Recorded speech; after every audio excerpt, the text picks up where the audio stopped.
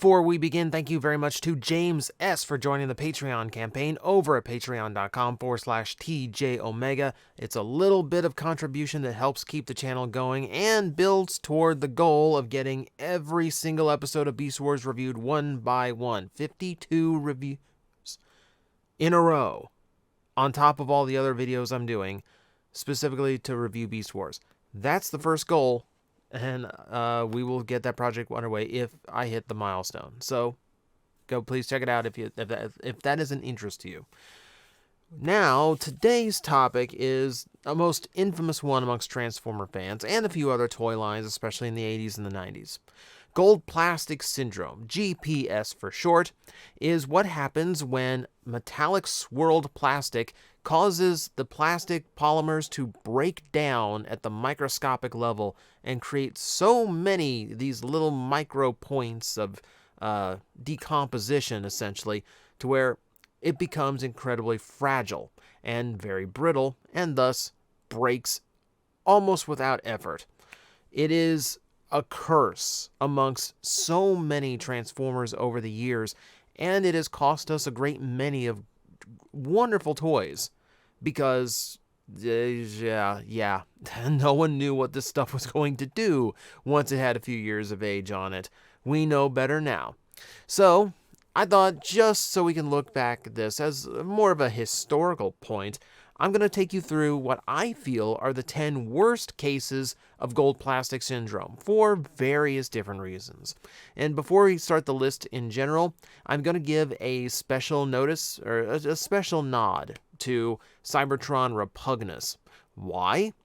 Because even though Cybertron Repugnus is a 2005-2006 toy, he later on came out in 2010, and he still had his GPS problems.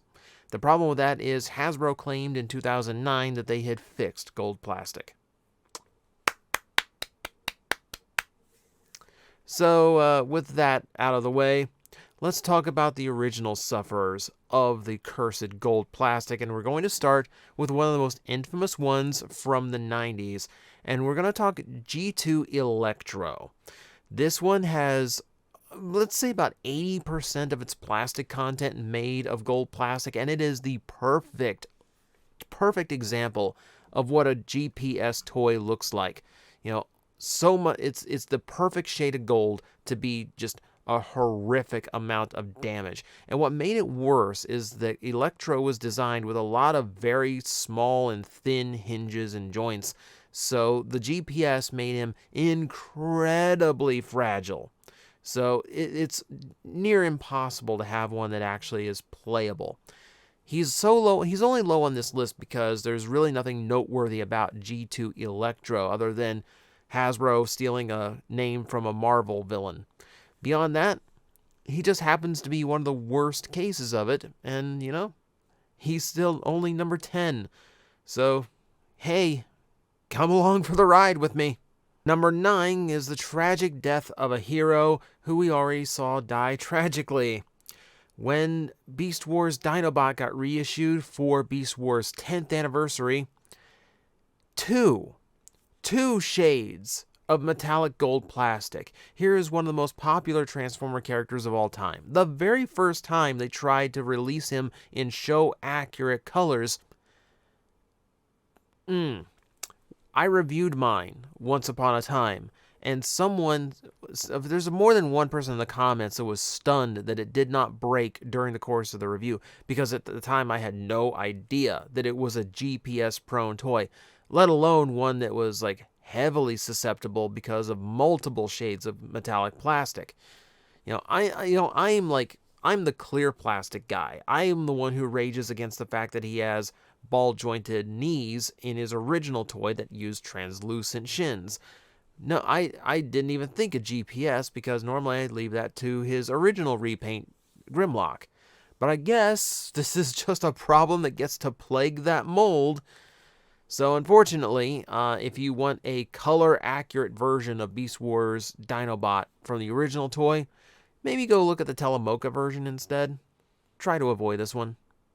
For number 8, GPS turns a very cool gimmick into something you cannot play with. We are talking Quake. The figure's whole thing was he has a scope on the top of his vehicle mode that you can look through. And they had a cool feature where you could attach similar Decepticons from the same faction, or subgroup I should say, onto the top in order to change the view. They would actually like project things into him, which is a really cool trick. Really cool way of getting those toys to work together. Slight problem with that. Yeah, GPS. So this is already a rare figure. Skyquake was a Euro G1 toy. We didn't get him in the US, so very hard to come by. And now we add on the fact that the main gimmick to the figure is incredibly fragile, very easily broken. And of course, there's plenty of other parts on him that are also made of this exact same gold plastic. As we get through this list, you're going to find that a big factor for me is rarity. If a rare figure has GPS, it is so much worse because, you know, you can get a G2 Electro no problem all day, any day. Skyquake, on the other hand, I have in person seen one. Like, it is not a toy that comes up very often. And the fact that a rare figure can be susceptible to this hurts so much more. We're back to Beast Wars with number 7, and this one actually takes 2 others down with it. Silverbolt. No, not that Silverbolt. The first Silverbolt, the one that was part of the Magnaboss combiner. So all that brown plastic on him, all GPS. So a good chunk of his Eagle mode, and most importantly, a lot of the parts you need to form Magnaboss. So one of the, like, I was going to say one of the coolest combiners in Beast Wars. There's only 2 combiners in Beast Wars, and Magnaboss is the cool one.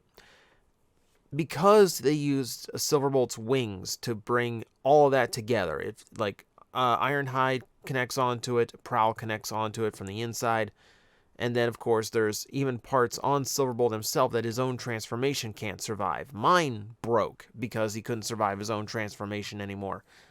Means that Magnaboss is essentially just a time bomb, and there's no way to safely transform that set into or out of their combined mode. And what makes this worse is that the Japanese version has the same problem. Megatron, like Transmetal Megatron, has a GPS problem in the US version. Japanese version fixes it because it uses different plastic. Was not the case with Silverbolt, or I guess Skywarp in Japan. Unfortunately, it is a universal problem. There is no such thing as a safe Magnaboss figure out there. All the more tragedy that all those speculations of a Commander-class Magnaboss in Kingdom did not come to pass. But maybe someday. Holding out hope. For number 6, let's talk about a really rare G1 figure that I personally owned. So once upon a time, my dad stumbled into a massive pile of Transformers, G1 Transformers that a coworker was getting rid of. He bought them, gave them to me for a birthday present, and that's where I got my G1 Fort Max. It's also where I got a G1 Skyhammer, an Ultra Pretender. If you don't know, this was a vehicle shell with a full Pretender shell inside, and then that Pretender shell had a small, like, minor transformation itself, and then that shell opened up to have a core transformer inside. So Ultra Pretenders basically threw all the Pretender gimmicks they had come up with into one. Skyhammer is about 50% gold plastic, including that big vehicle shell. The entire bottom half is GPS. All of it. And then most of his robot mode, his core robot, GPS. Parts on his inner shell, GPS. The Ultra Pretenders are already rare enough because they were very tail-end G1. Very hard to come across them in the first place. And to know that they are prone to self-destruction, even worse. Luckily, this time, by the time I got this one, I was aware of GPS. I knew this thing was a time bomb. I traded off while it was still intact. But whoever who has it now, maybe don't mess with it too much. Fair warning. At number 5, would you believe that someone has nothing but gold plastic. We are looking at the unfortunate case of Mutants Soundwave. Mutants was an interesting idea from Beast Wars where you had a beast that transformed into another beast with no robot mode. This was leftover toys from Animorphs made into Beast Wars Transformers because Animorphs tanked and Beast Wars for some reason was still getting new toys even into Beast Machines. For whatever reason, Mutant Soundwave, they decided was going to be nothing but gold. I guess because, it was a shade of brown that made sense for both his Gator and his Bat Beast modes, kinda. I don't know why a metallic bat made sense, but for whatever reason, they decided that everything on him was going to be gold plastic. Every single piece of plastic on him, gold plastic. You cannot do anything with that toy, which is unfortunate because the concept of the mutants is one that is kind of interesting, and I was trying to collect as a subset for a while, and then I found out about Soundwave, and okay, no, I'm not even touching it, not even going there. And of course, no one's ever going to reissue or repaint a Beast Wars mutant figure. The one time they thought about it, it got canceled. So unfortunately, there's no safe version of that toy either. If you want a gator that turns into a bat, I don't know. Wait for some weird Batman toy to do it. I don't know. You're out of luck on that one.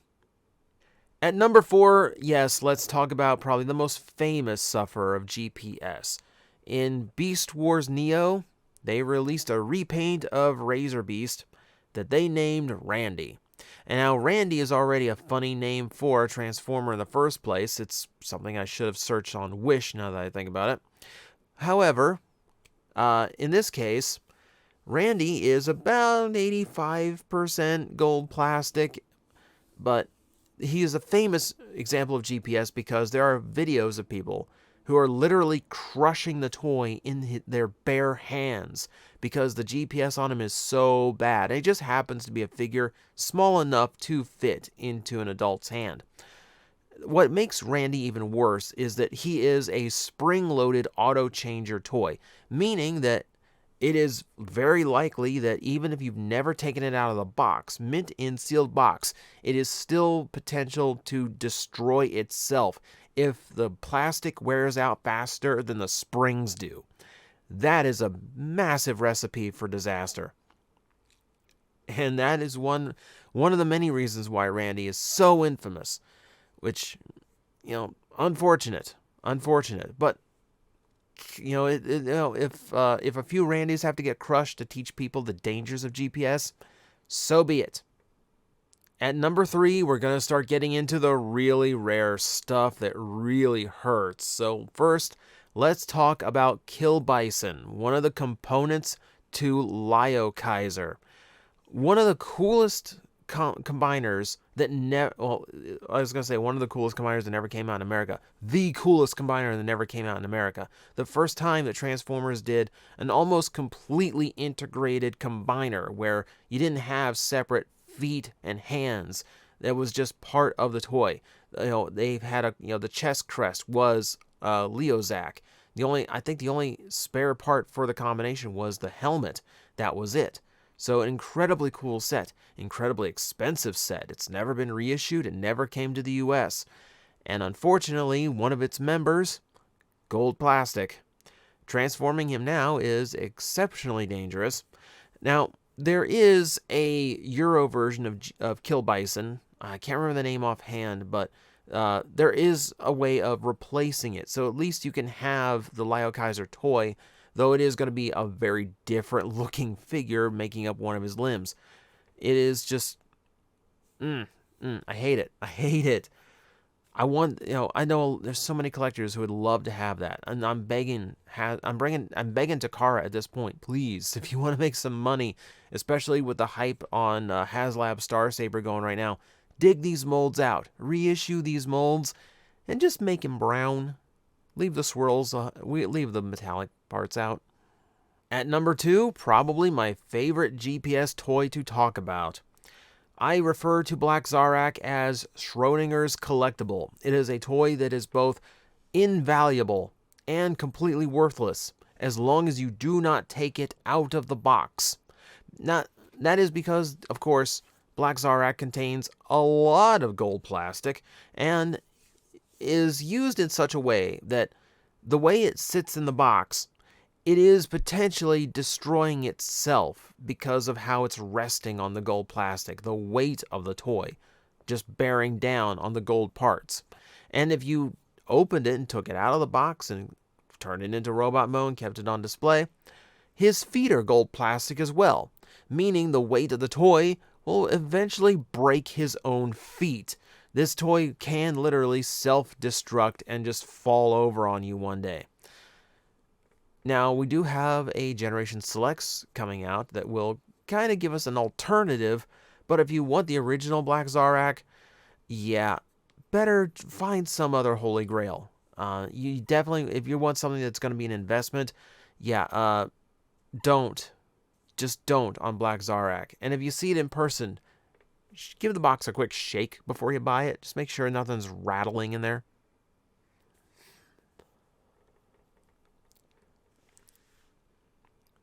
So what could be rarer than Black Zarak? How about an unreleased toy? One of the most famous unreleased toys. One of the biggest holy grails of Transformers collectors. One of the rarest pieces that was ever in any level of production. This is Generation 2 First Aid. Now, this is from that sect of figures that got canceled from Generation 2 when the line ended. And, of course, the Stunticons are probably the most famous ones from that time, but the Protectobots got canceled too. And one of their members, First Aid, for whatever reason, they decided gold plastic's going to be his thing. Now, famously, there is another G2 combiner that had a very, very fragile figure, Slingshot, I believe. All gold plastic, very easily broken. You could break him just taking him out of his packaging. That's how bad his GPS was. And then they decided to make someone else with GPS, with gold plastic. Now, of course, back then they didn't have nearly as much awareness as they do now.